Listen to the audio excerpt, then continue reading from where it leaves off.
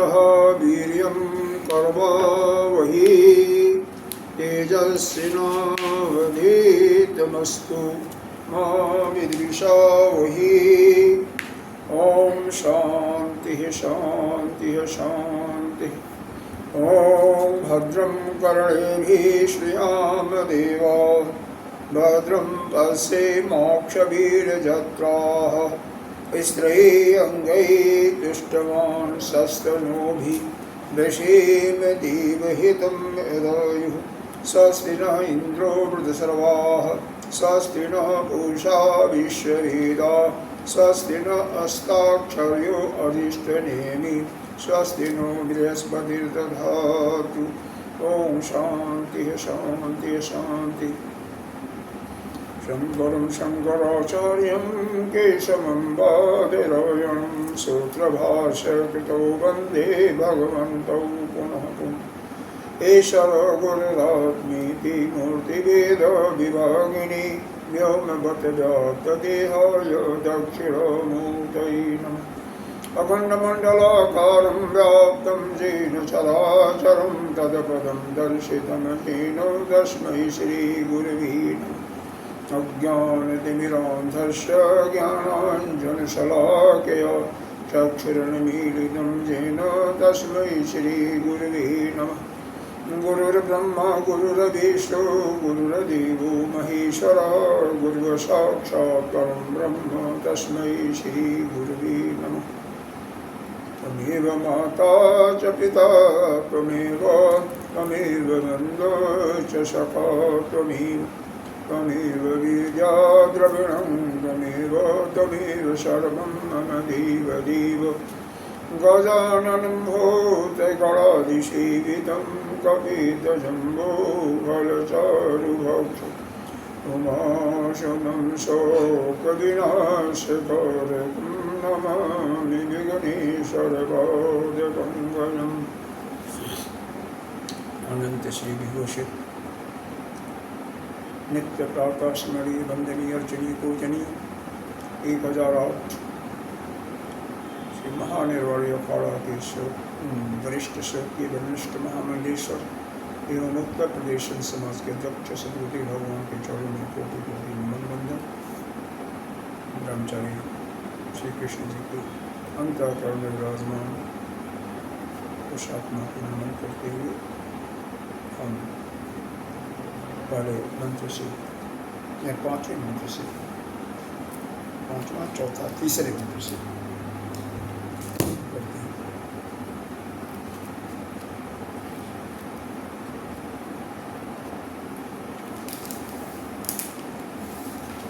जाग्रत अस्थानो बहिष्प्रज्ञः जाग्रतस्थानो बहिष्प्रज्ञः सप्तांगः एकोनविंशतिमुखः सप्तांगो एकोनविंशतिमुखः अस्तूलभुक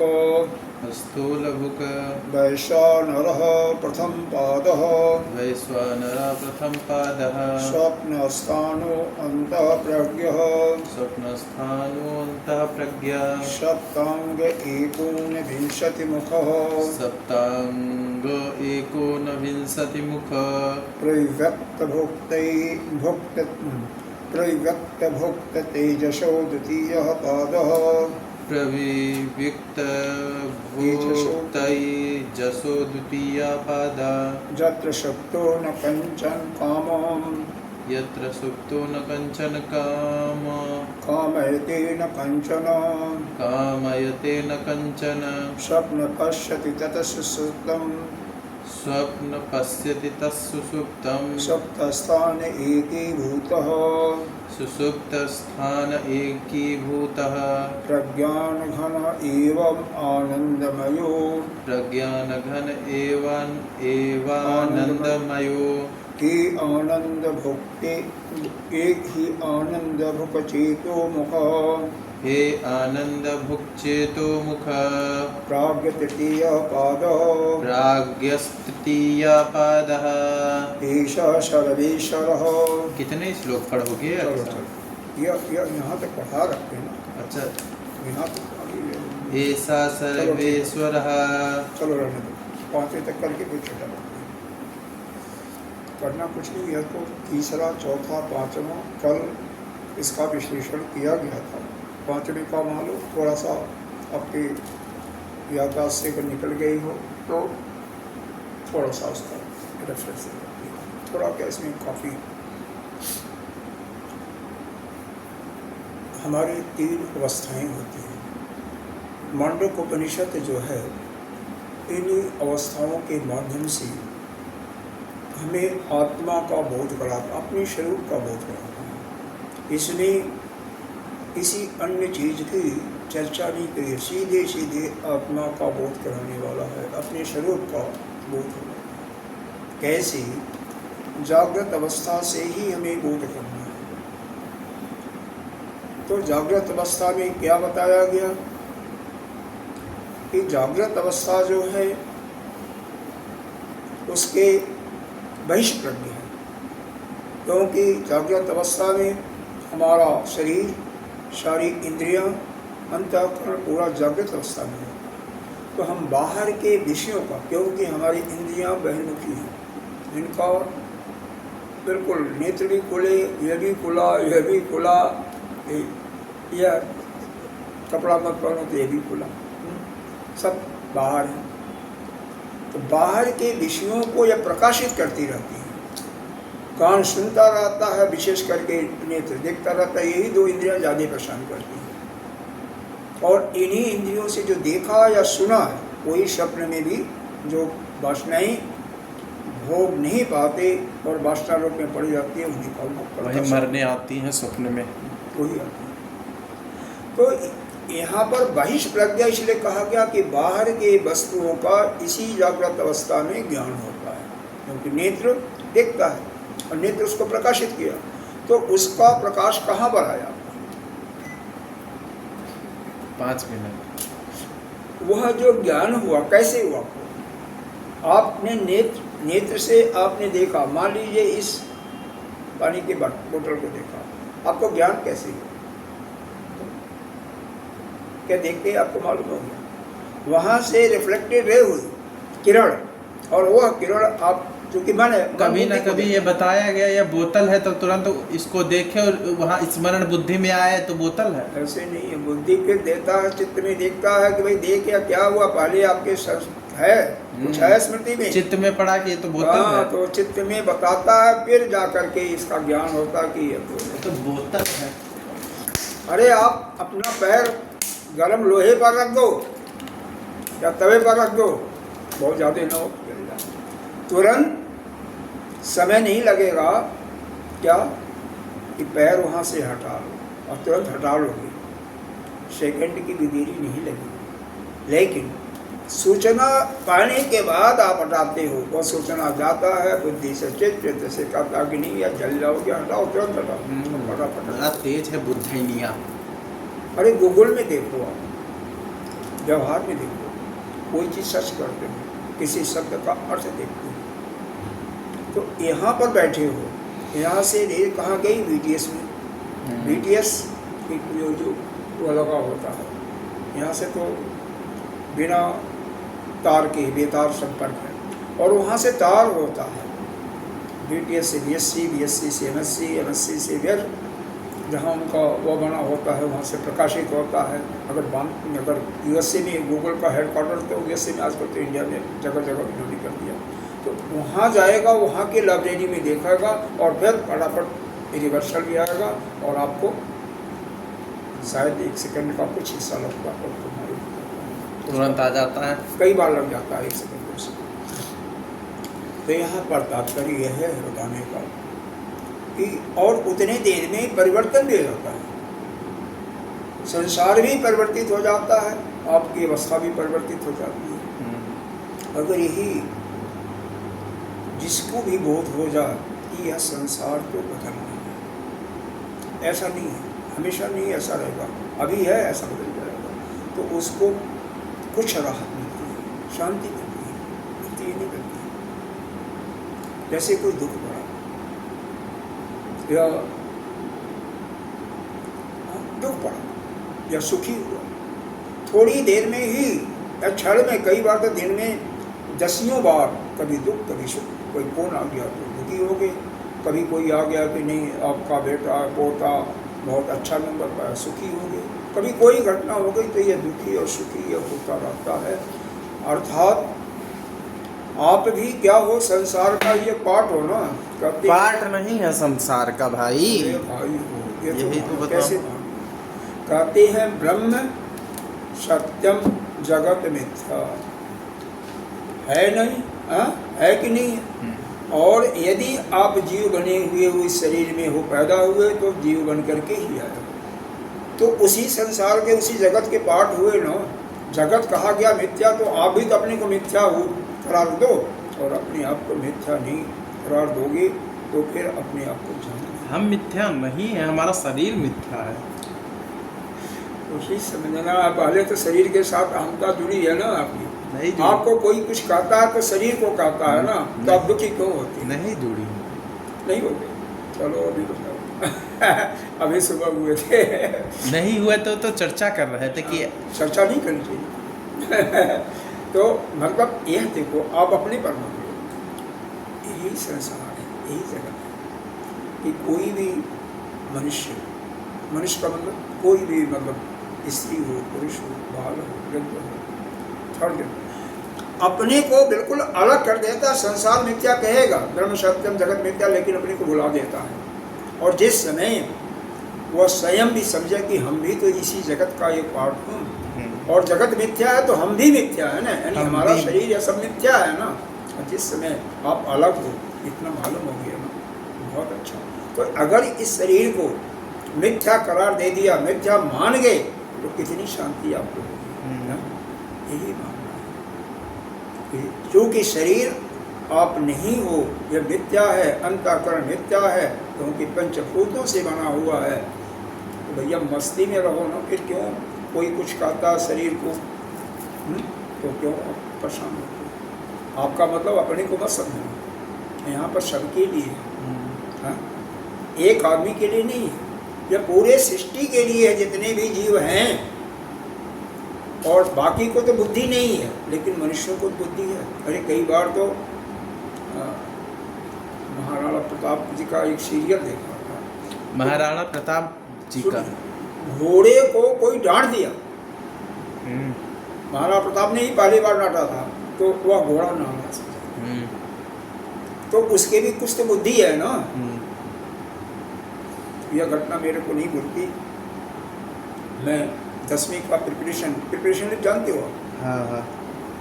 एग्जामिनेशन के पहले कुछ दिन की छुट्टी हो जाती, महीना 20 दिन 25 दिन। हाँ हाँ हाँ। एक हमारे 2 बैल थे उस समय, और गाय भैंस भी बहुत बाबा। क्या था? 2 बैल और गाय भैंस। तो वो एक बैल कुछ मारता था, फुंकारता था। हाँ हाँ।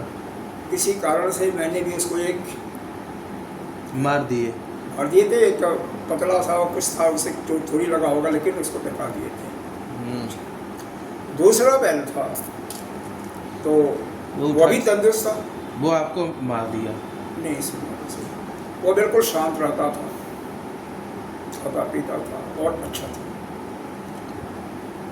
वो जिसको मैंने मारा था उससे छोटा था, लेकिन कोई भी आगे उसको सीधे आक्रमण की कोशिश करता था, मारे ना मारे, लेकिन फुटकारता था।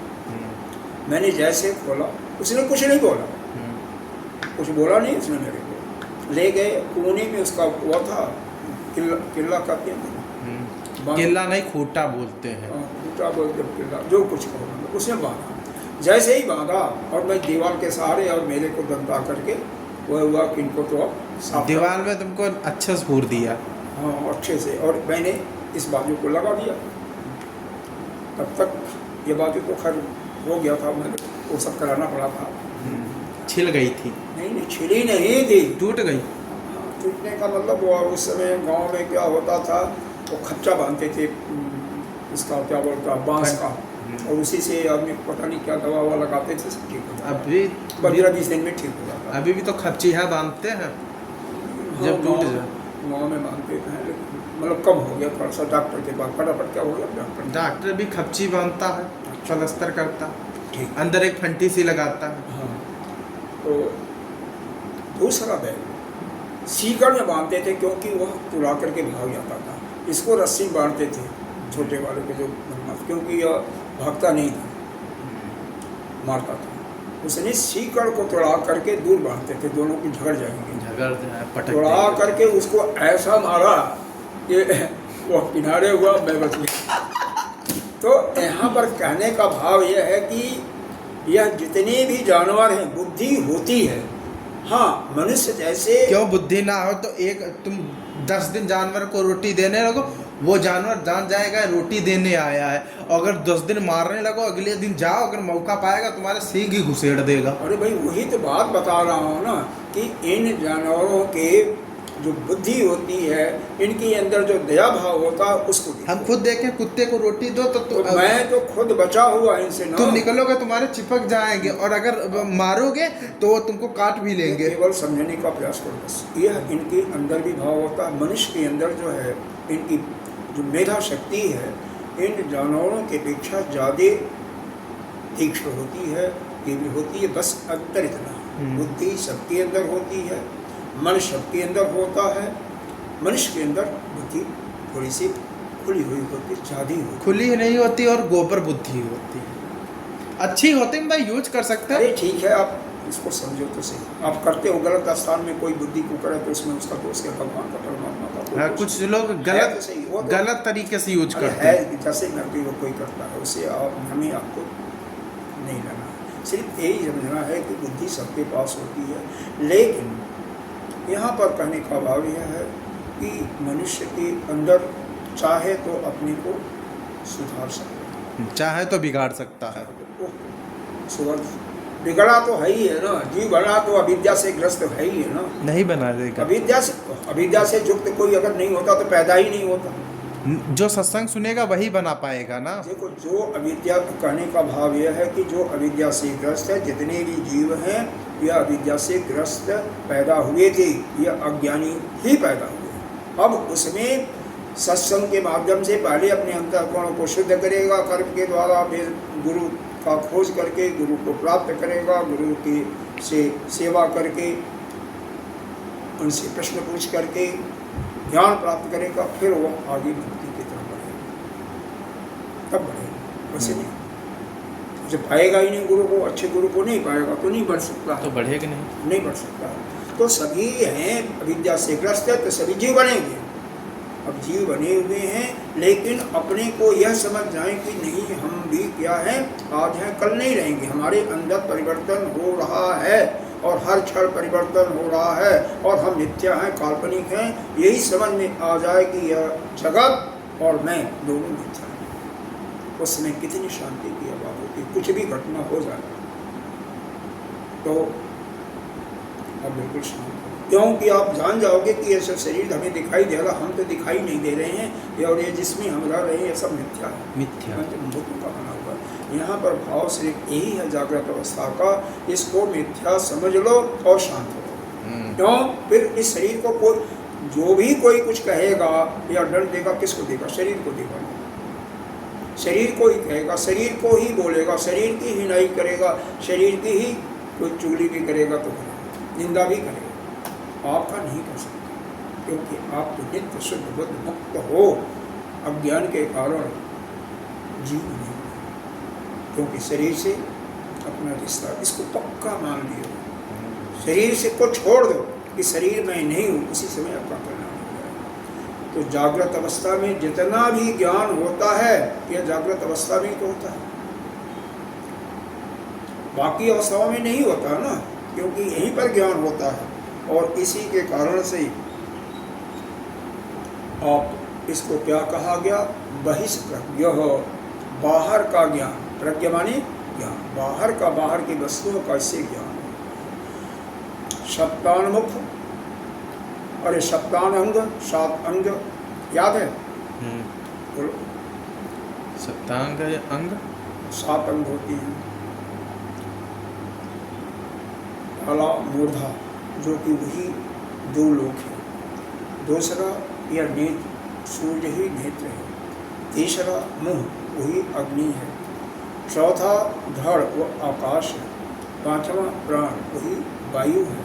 6वां बस्ती, बस्ती यानी मूत्र स्थान, चूँकि यह अन्न से ही बना हुआ है और अन्न का कारण जल, इसलिए इस बस्ती अन्न से बना है, सारा शरीर ही बना है, बस्ती क्या। तो यह अन्न से बना, अन्न का कारण जल, क्योंकि अन्न पृथ्वी से बना, पृथ्वी का कारण जल, इसलिए मूत्र स्थान ही वह क्या है, वह जल है।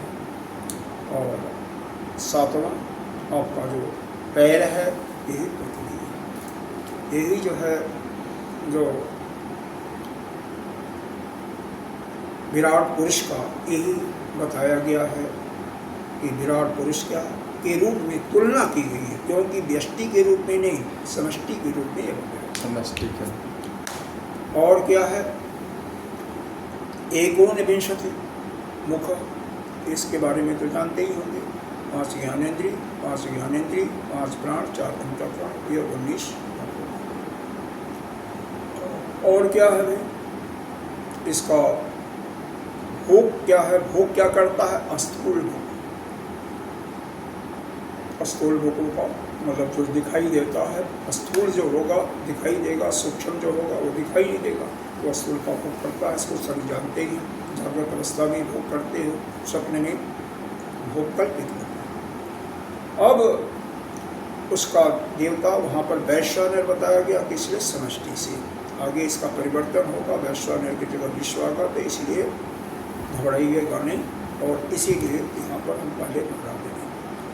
यह जो दूसरी अवस्था होती है, स्वप्न अवस्था, जब वो सो जाता है तो सारे इंद्रियां, शरीर वहाँ भी सोया होता है, लेकिन मन नहीं सोया। तो जो मन की काम अपनी वासनाएं होती हैं उनका भोग लिया, कुछ शेष रह जाती हैं, और नहीं कुछ शेष रहा तो उसका संस्कार तो शेष रह गया। जैसे हींग एक डिब्बी में रखो, हींग पूरा का पूरा यूज़ कर लो, उसका वास कई दिनों तक रहेगा, उसका सुगंध कई दिनों तक, या गंध जैसा भी हींग का गंध है, या कोई अन्य किसी चीज़ को रख के दे, ये तो क्या है। तो वह जो उसका वास है उसी का भोग करता है, वह स्वप्न अवस्था है। बाकी इसके 7 अंग वही हैं, 19 मुख वही हैं। यह बहिष्प्रज्ञा के बजाय यह अंतः प्रज्ञा हो जाता है, क्योंकि यह अंदर का भोग करता है। अभी आगे बताया जाएगा कि उसका देव जो है, उठकर उसको आएगा तो बताएंगे, इसका स्थान मन में ही है। सुषुप्ति अवस्था का जो तेजस कहा, यह इसका निवास स्थान मन में है। उसका दक्षिणी आँख में विश्व जागृत अवस्था का, क्योंकि आँख से इशारा करना तो मतलब उसका बहुत गंभीर अर्थ है, उसकी बात छोड़। इन दोनों को अब एक समझो। इसका भोग क्या होता है, काल्पनिक होता है, जिसको सूक्ष्म भोग करती है, क्योंकि उसका दर्शन नहीं होता, देख नहीं पाती। दर्शन का मतलब जो दिखाई दे, कोई वस्तु कैसे दिखाई पड़ती है, कभी सोचा है? अगर आपका दृष्टि भी ठीक ठाक हो, दृष्टि ठीक होगी, अंदर यह गोलक भी ठीक होगा, अंदर की जो इंद्रिय है वो भी ठीक होगा। अगर कोई जन्मजात अंधा है, अंदर की दृष्टि खराब है, तो इसके नहीं ठीक हो सकता है। गोलक में कोई नहीं है, अंदर में खराबी है तो नहीं हो सकता। अंदर भी ठीक हो, करण ठीक हो, यानी ज्ञानेंद्रियाँ ठीक हो, करण के साथ जो सहायक चीज़ें हैं वो भी ठीक हो। अब पढ़ रहे हो, जो जन्मजात अंधे होते हैं उनको पूरा अंधेरा ही दिखता है क्या?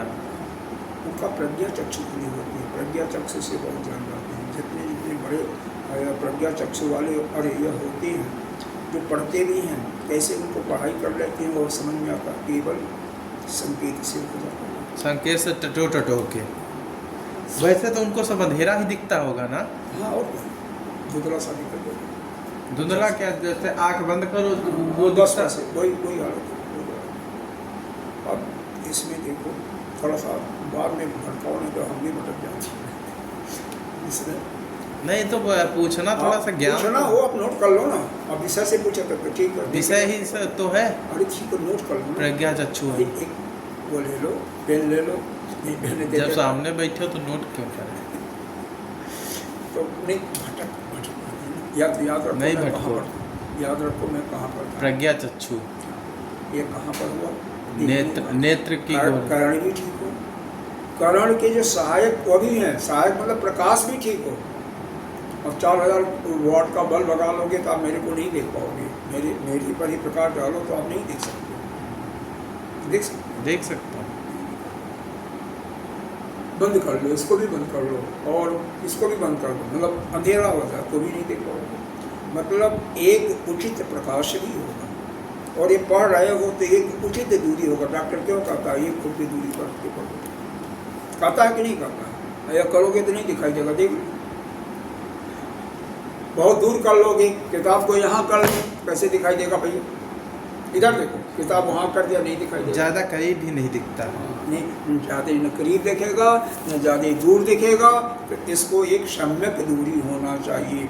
सम्यक दूरी, सम्यक प्रकाश, या गोलक भी ठीक ठाक होना चाहिए, इंद्रिय भी ठीक होना चाहिए, तभी जा कर के, और उसके देखने की इच्छा भी हो ना, मन भी वहाँ हो ना, तभी तो दिखेगा। मन वहाँ से हट गया, वह कहीं अमेरिका में चला गया घूमने, अमेरिका नहीं जाएगा क्योंकि अमेरिका कभी गया नहीं। हालैंड चला गया, हालैंड के बारे में, हालैंड भी नहीं जाए क्योंकि वहाँ नहीं गए। जहाँ गए हालैंड के बारे में सुना है, या अमेरिका के बारे में हमारा आज तक नहीं गया, विदेश तो कभी गए नहीं मैं। इसलिए कि आपने सुना नहीं। अब यह बताया जा कि अमेरिका में, हम दक्षिण अफ्रीका के बारे में तो बता सकते हैं, अफ्रीका में कितना सुंदर है और कितना बुरा है, कितने लोग अच्छे हैं, कितने खराब हैं। महाराज जी, हमको जितना सुना हुआ है वो स्वप्न में आता ही नहीं जब तक हम जाएं ना। ठीक है, आपको नहीं आता है, लेकिन जो सिद्धांत है यही है कि जो हमने सुना है और जो देखा हुआ है उसी का भोग हम स्वप्न अवस्था में करते हैं। समझे? तो हम सिद्धांत की बातें हैं, यहाँ पर जो पुस्तक में लिखा हुआ है, जो सिद्धांत है उसी को बताऊंगा ना। आपको आता है नहीं आता है? आप जा चुके हैं अमेरिका? नहीं, दक्षिण अफ्रीका में गए। अफ्रीका में कई स्थान पर गए हैं, जिम्बाब्वे गए हैं।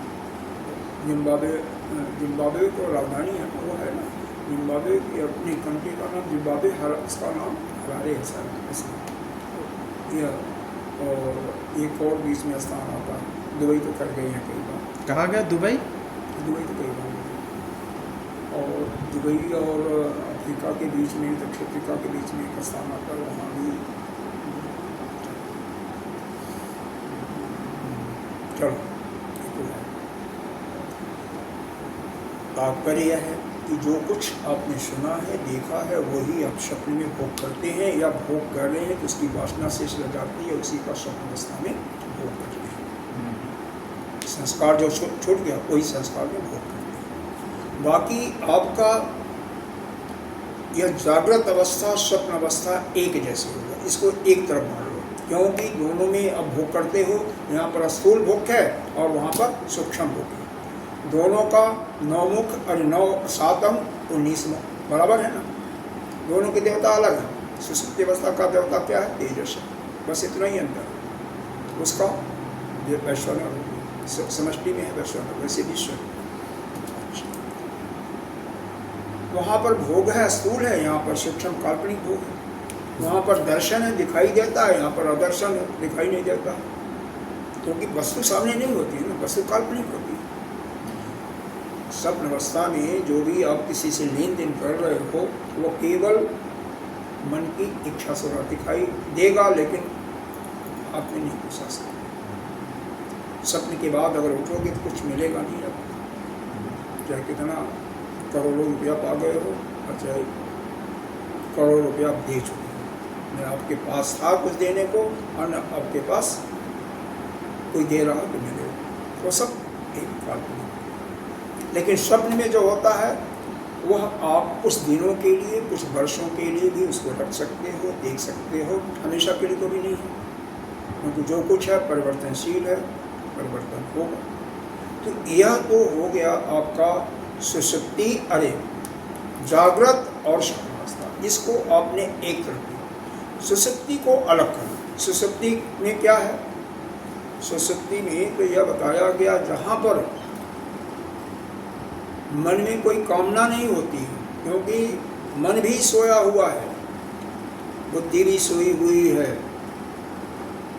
न कश्चन काम कामयति, कोई कामना नहीं आती है, और न तो कंचन क्या होता है, आप स्वप्न ही देखते हो। ठीक है। तत् सुषुप्तो न कांचन कामम कामयते, कोई कामना भी नहीं होती, जिसका कामना मन में है तभी तो होगा, तो उसका संस्कार होगा। लेकिन चूँकि मन भी सोया हुआ तो कामना भी होती है, तो भी आपको कुछ भी कामना नहीं होती। और न कंचन स्वप्नम पश्यति तस्य सुप्तम, कोई स्वप्न भी नहीं दिखाई। वहाँ तो बिल्कुल आप वह जो कारण शरीर है उसके साथ पड़े होते हैं। आनंद कैसे लगता है? सुख होता है, यहाँ का भोग ही आनंद है, सुख की प्राप्ति होती है। गाढ़ी निद्रा के बाद आपको आनंद मिलता है, बिल्कुल बिल्कुल मिलता है। मिलता है। क्यों मिलता है? क्योंकि यह जो बाहर के वस्तु संसार है, संसार के विषय में विचार करोगे तभी आपको दुख होगा। दर्द अलग चीज है, दर्द शरीर को होता है, कोई चोट लग जाए, कोई इसमें बीमारी आ जाए तो दर्द होगा। लेकिन दुख आपके मन में होता है जब भी आपका यह मन बाहर जाएगा। अगर किसी से न बात करो, अपने आप में रहो, किसी को न देखो सुनो, तो आप शांत रहो। डॉक्टर कोई बीमार पड़ जाता, हॉस्पिटलाइज हो जाता है, कोई बीमारी हो जाती है, तो वह घर से सुख में क्यों होता है कि उसको एक ऐसा इंजेक्शन लगा दिया, वह अपना शांत पड़ा हुआ है, न मोबाइल देख पाएगा न कहीं कुछ देख पाएगा। मतलब जो बाहर संसार में हमारा यह मन भ्रमण नहीं करता है, हम ऐसा इंजेक्शन लगा देते हैं कि वो सो जाता है, नशे का शांत रहता है। इसीलिए कि वह ठीक है। सोने का मतलब, अब देखो सोने का मतलब यही तो हम समझाना चाहते हैं ना। वहाँ पर यह जो सुषुप्ति अवस्था में मन बिल्कुल शांत अवस्था है, कहीं जाता नहीं, संसार की कोई वस्तु नहीं दिखाई जाती, कोई वस्तु नहीं वहाँ पर प्रतीति होती है, इसीलिए वह आनंद होता है। ऐसा तो नहीं इंजेक्शन लगाते हो कि तुम जग रहे हो एकदम शांत हो जाओ। आप इंजेक्शन भी न लगाओ, उसी एक स्थान पर है आप। अरे इसका क्या देखो, कभी इस्कॉन मंदिर में गए हो? हाँ गए। वहाँ पर आरती होती है तो नाचते ही, वो भी देखा होगा। या नहीं कुछ किसी महात्मा का सत्संग सुने हो, ताली बजाते हैं, उसके बाद आपको शांति मिलती है कि नहीं मिलती है? नहीं मिलती। इसमें शांति मिलती जो सुनते हैं वेदांत। आप ऐसा है, कभी देखो आपका मन नहीं लगता हुआ, अगर मन लग जाएगा तो वहाँ पर भी शांति होती। क्यों? जब थक जाते हो ना तो आप लुढ़क जाओगे। जब देर तक वो करते हैं इस्कॉन वाले, तो कोई आप नहीं तंदुरुस्त नहीं करोगे। कई लोग या आराम से कुर्सी पर बैठे बैठे सुनते, तो उसमें शांति मिलती है उनको। अरे यही सत्संग सुन रहा है, हमें नहीं समझ में आ रहा है मान लो, तो हम क्या होगा, शांत हो गया मन, सो गया। तो उसके बाद में हमें आनंद की अनुभूति तो हुई ना। यहाँ पर हमारा जो कहने का भाव यह है, उस सुप्ति अवस्था में आपका मन संसार से अलग होता, संसार की तरफ नहीं जाता है। तो जो शांति मिलती है वह संसार से, संसार के वस्तुओं का विचार आप नहीं करते हो, संसार आपके सामने गायब होता है, इसीलिए शांति मिलती है। वही चीज अगर आप जागृत अवस्था में देखो, इसी को महसूस करो, आप जाग रहे हो लेकिन आप मन बिल्कुल संसार में मत दौड़ाओ। अब समाधि लगाते हैं, जागृत अवस्था में लगाते हैं ना, ध्यान करते हुए समाधि लग जाती है तो बाद में शांति तो मिलती है, नहीं लगना। माले का जाप करते हो, आधा घंटा करो, देखो शांत होता है नहीं? हमारा तो हो जाता है एक माल 10 मिनट में शांत हो जाता है। हमारा तो हमेशा शांत रहता है। अगर यही शांति आपको लेनी है, ज़्यादा तक लेनी है, तो अपने मन से, अपने इंद्रियों से संसार को रखें।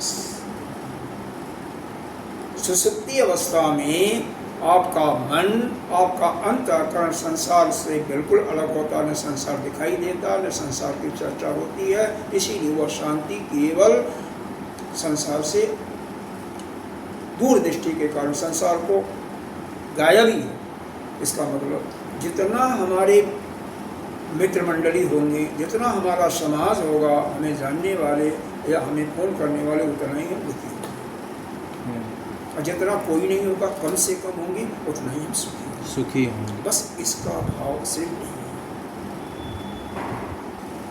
यह सुषुप्ति अवस्था ठीक तरह से आपके अंदर दृढ़ बैठ जाए तो आप जागृत अवस्था में ही, जैसे सुषुप्ति में आनंद आपको मिल रहा है, वैसे ही यहाँ पर भी अपने को बना हुआ है। 3 अवस्थाएं भी हैं ना। कौन? स्थूल शरीर। अगर कोषों के जरिए देखो, हालांकि यहाँ पर आप कोषों में न जाओ तो ही अच्छा, क्योंकि यहाँ पर तो केवल अवस्थाओं का, लेकिन आपको बता ही देती है बहन। यह अन्नमय कोष क्या है? ये जागृत अवस्था है। अरे जागृत अवस्था का ये क्या बोलता है? स्थूल शरीर। सूक्ष्म शरीर में आपका प्राणमय कोष, मनोमय कोष, विज्ञानमय कोष, ये आपका सूक्ष्म शरीर हो गया। और विज्ञानमय और आनंदमय पार्थमा कोष जो है वही कारण शरीर।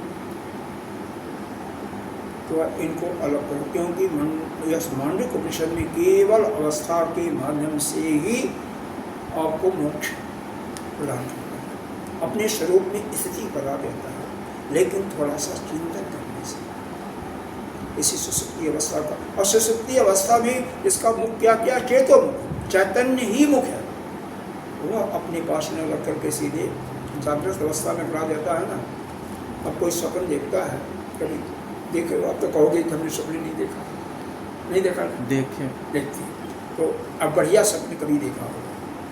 नहीं देखा। देखे उसमें आने का मन, जागने का मन नहीं करता। जो जगाता मन कहता उसकी गर्दन काट दो, फिर सो जाने का मन करता है। हाँ, मैं वहीं से वही सपन देखने का मन करता है। कई लोग हमारा ऐसा स्वप्न तोड़े हैं, हम कहता मार दूं उनको, जीवन से खत्म कर दूं। बात कि हमें कोई भी चीज़ जब आनंद मिलता है तो उसी में रहने का मन करता है। इतना अच्छा स्वप्न देखते हो, आके जो व्यक्ति जगाता है, अब हम क्या करना चाहते हैं उसमें, वही मरना चाहता हूँ यहाँ से।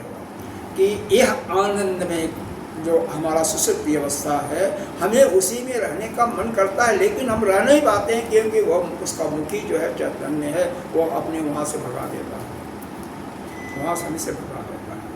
ठीक है। और क्या है? भोग जो है इसका आनंद मुख है। वहाँ पर न तो सप्तांग है और न मुख है। सप्तांग भी नहीं है, कौन में? क्योंकि सब सोए हुए हैं, सारे अंग सोए हुए हैं, और केवल आनंद में वह कारण शरीर है, वहीं से आपको आनंद मिला। केवल संसार की तरफ आपका मन उतने समय के लिए नहीं गया, उसी में आपको आनंद आया, शांति की अनुभूति पूरा दिन भर या हमेशा। ऋषि लोग जो तपस्या करते थे, संसार से अपनी अलग करके, तभी तो गुफा में रहते थे या जंगल में रहते थे। बहुत अच्छे बच्चे। कैसे उनको शांति तभी तो मिलती थी, समाधि लगे ना लगे वो शांत रहते थे। तो हमें क्या करना चाहिए? क्योंकि हम प्रत्येक मनुष्य को या प्रत्येक जीव को शांति चाहिए। शांति चाहिए, ये बात सही। और उस शांति के लिए हमें अपने को संसार से बिल्कुल अलग करना पड़ेगा अभ्यास से। कैसे अलग होंगे? संसार में जाने का माध्यम दूसरा कोई होता, अपने से अतिरिक्त दूसरा कोई होता तभी होता है। अपने से अतिरिक्त कोई हो ही ना। या तो आपको यह ज्ञान अभी तो नहीं हुआ, ज्ञान हो जाए कि जो मैं है वही सब कुछ है। हमको हो गया हो गया, ठीक है, बहुत सुंदर है।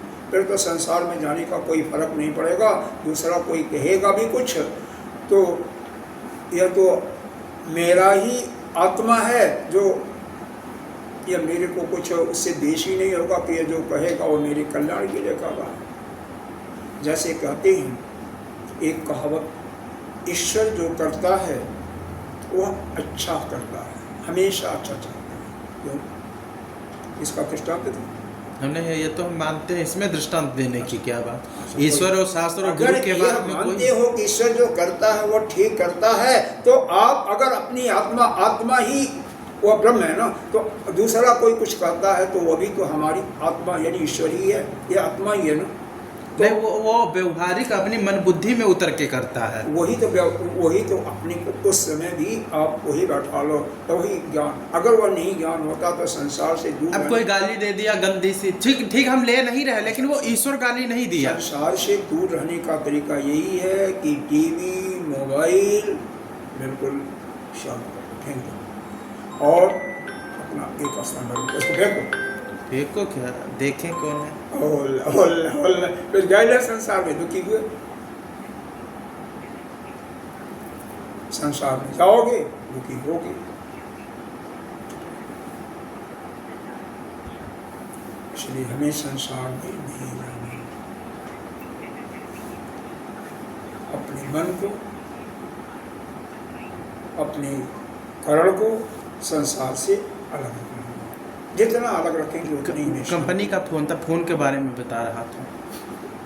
यही तो है। अब ना सुने तो ये फोन कैसे चलेगा हमारा। ठीक है बाबा, ठीक है। यत्र सुप्तो न कांचन कामम कामयति, जहाँ पर कोई कामना ही नहीं आती और न तो कोई स्वप्न दिखाई देता, वही सुषुप्ति स्थान है। सुषुप्त अवस्था क्या है? एकीभूत प्रज्ञान घन, कोई ज्ञान जिसमें किसी एक वस्तु का ज्ञान होता है उसको ज्ञान करते हैं। यहाँ पर तो सब ज्ञान सारा एकीभूत हुआ, यहाँ तो सब ज्ञानी भरे पड़े हैं। नहीं, उसमें सभी वस्तुओं का यह एकीभूत प्रज्ञान घन, इसका मतलब समझने की कोशिश करो कि ज्ञान है लेकिन गड्ढ मिला हुआ, सब गड़बड़ एकीभूत हो गया।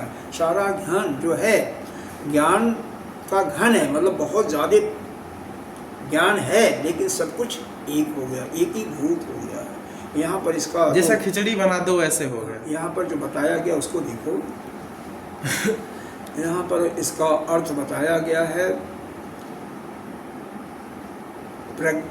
प्रज्ञानानि घनीभूतानिव संयम स अयम अवस्था अविवेक रूपत्वात् प्रज्ञान घन उच्यते। अविवेक रूपत्वात् है, मतलब अविद्या से युक्त हुआ ज्ञान है ना, वो शुद्ध ज्ञान नहीं है आपको, वो पराविद्या का ज्ञान नहीं है। जो ज्ञान है इस सुषुप्ति अवस्था में, वह क्यों, अगर वह ज्ञान हो जाएगा तो कारण शरीर आपका चला जाएगा, कारण शरीर रहेगा ही नहीं। जब कारण शरीर नहीं रहेगा तो आपको क्या ज्ञान होगा? फिर वह अविद्या समाप्त हो जाएगी, तो फिर तो आपका एकीभूत नहीं होगा, फिर तो प्रज्ञान ही होगा आपका, क्योंकि उसी अपने आत्मा का एक नाम है प्रज्ञानम ब्रह्म। प्रज्ञान जो विशेष वह पराज्ञान हो जाता है वही ब्रह्म है। और एकीभूत ये प्रज्ञान घन, ये अविद्या से जुड़ा है, ज्ञान है लेकिन सभी वस्तु का। तो यह इसका आया, यह यहाँ पर इसका यह बताया गया है। और इसमें हिंदी भी समझना चाहो तो यही है, पृथक पृथक, जैसे रात्रि के समय रात्रि के अंधेरे में दिन में पृथक पृथक दिखने वाले सभी पदार्थ अभिव्यक्त हुए घनीभूत से प्रतीत होते हैं, वैसे ही यह प्रज्ञान घन भी है। प्रज्ञान घन का मतलब ऐसे ही है जैसे रात्रि में दिखाई देता है, क्योंकि अंधेरा है, यानी अविद्या से युक्त यह ज्ञान है। अच्छा।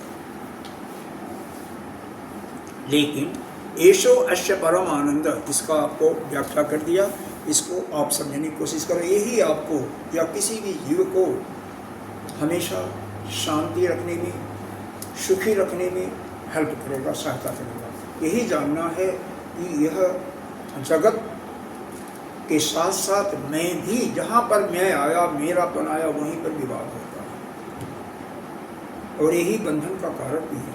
मैं और यह जगत, यह सभी मिथ्या है, यह काल्पनिक है। यही अगर अनुभव हो जाए, मैं का मतलब मेरा शरीर, आप नहीं, आप तो नित्य शुद्ध। जिस समय यह हो जाए कि जो कुछ संसार में दिखाई दे रहा हम यूज कर रहे हैं, चश्मा है या वस्त्र है, यह केवल हमारे उपयोग करने के लिए, लेकिन मेरा नहीं है, ऐसा भाव होगा।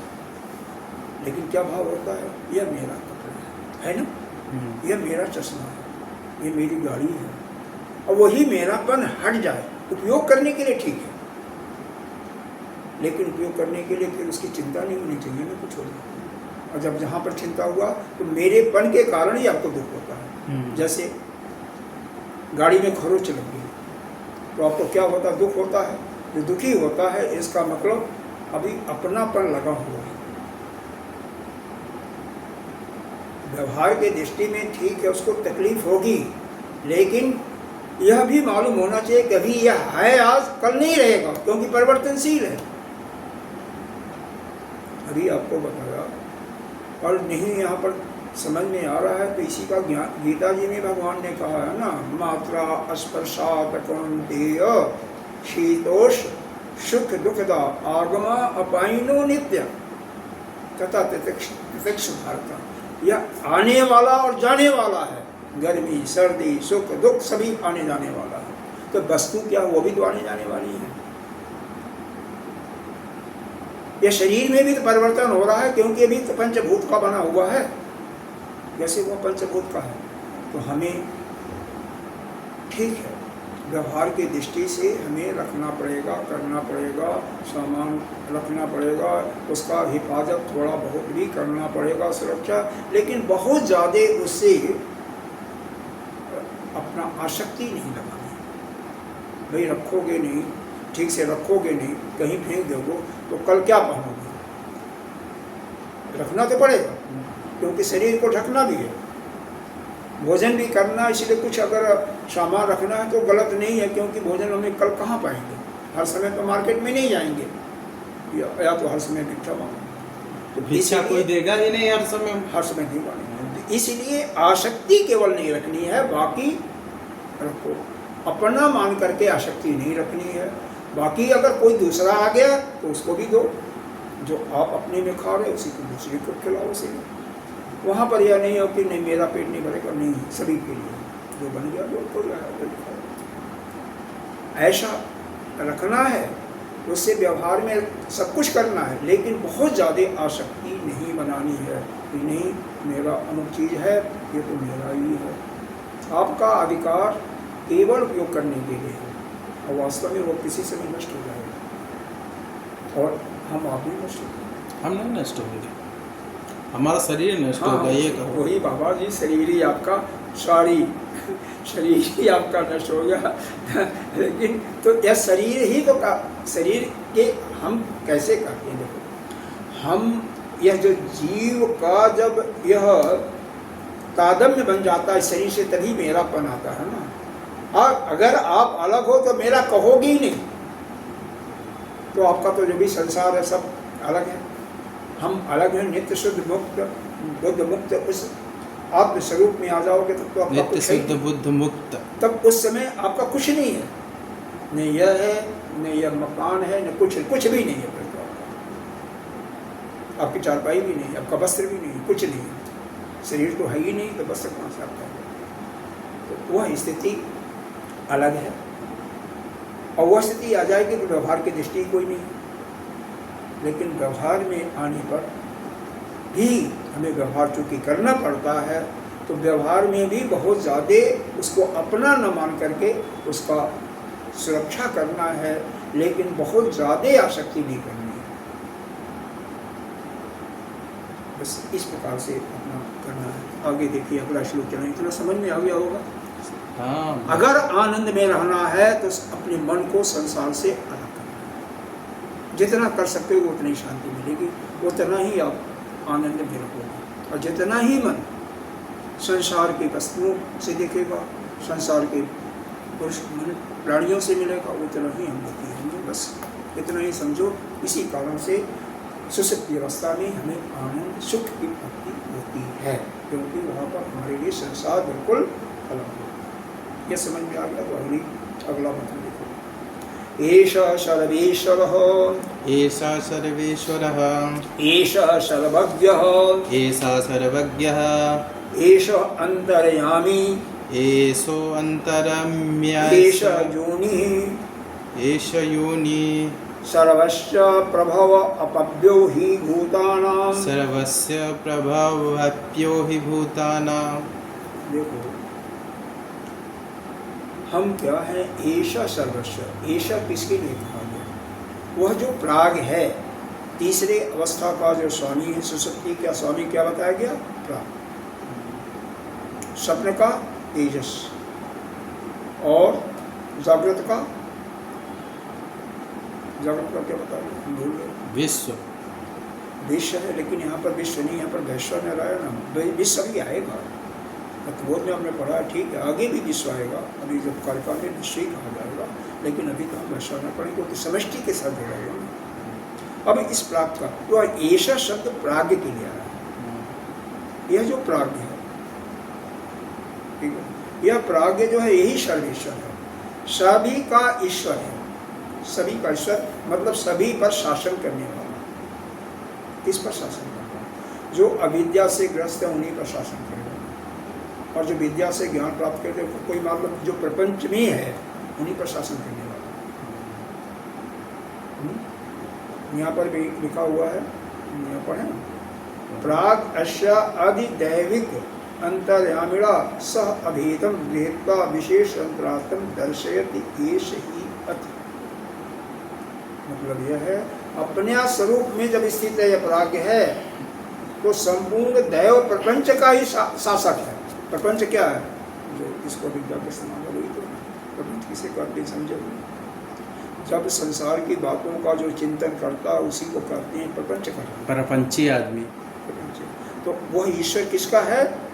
उसी को जो अविद्या से ग्रस्त है, जो अभी ज्ञान उसके अंदर ज्ञान की अनुभूति नहीं हुई है और वह अन्य चीज़ों का करवा प्रपंच उन्हीं के ऊपर वह शासन करने वाला, जो भी अधिभूत हैं अधिदैव हैं उन्हीं पर शासन करने वाला। अधिभूत, अधिदेव, अधियज्ञ। हाँ, आपने पढ़ा है ना, अधियज्ञ तो विश्व को बताया है, अधिभूत यही प्राणी हो गए, अधिदैव इनकी जो इंद्रियां इत्यादि हैं देवता का लोग, तो इन्हीं पर शासन करने वाला। इसीलिए लिखा हुआ है, यहाँ पर लिखा हुआ साफ, अधिदैव के सहित संपूर्ण, जहाँ पर बन जाएगा, जहाँ पर दो दिखाई देने वाला है, जिनके अंदर आप अलग, ब्रह्म हम आत्मा अलग और ईश्वर अलग है, वही प्रपंच है।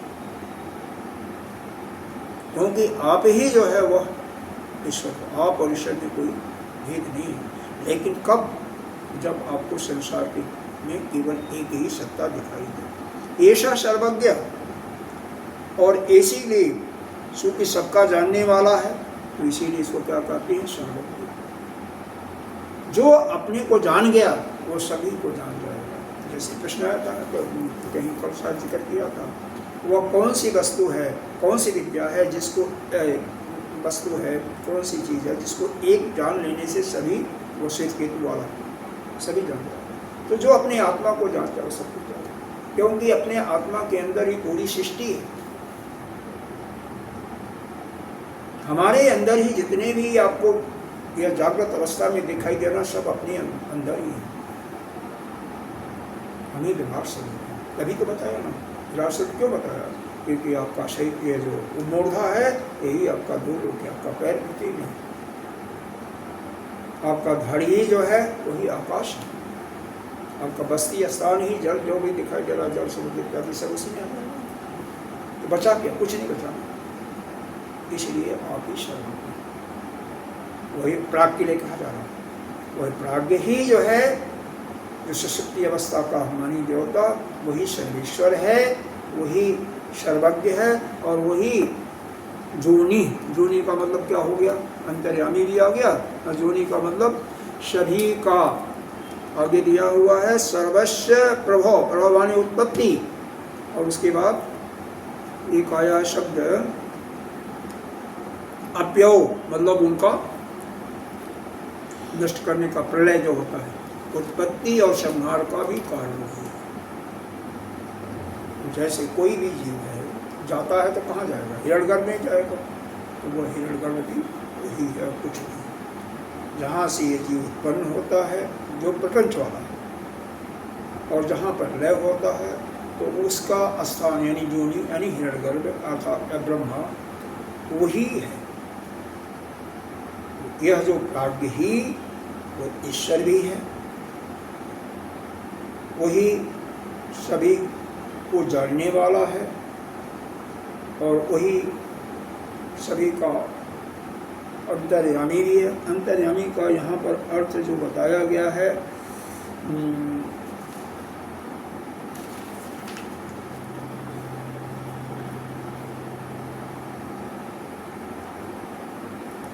सभी के अंदर, क्योंकि आत्मा ही स्थित है, तो सभी पर कंट्रोल पावर, सभी का नियमन करने वाला वही है, इसीलिए वह अंतर्यामी, सभी के अंतःकरण में बैठा हुआ, सभी को जानने वाला है, इसीलिए बताया वह क्या है, अंतर्यामी।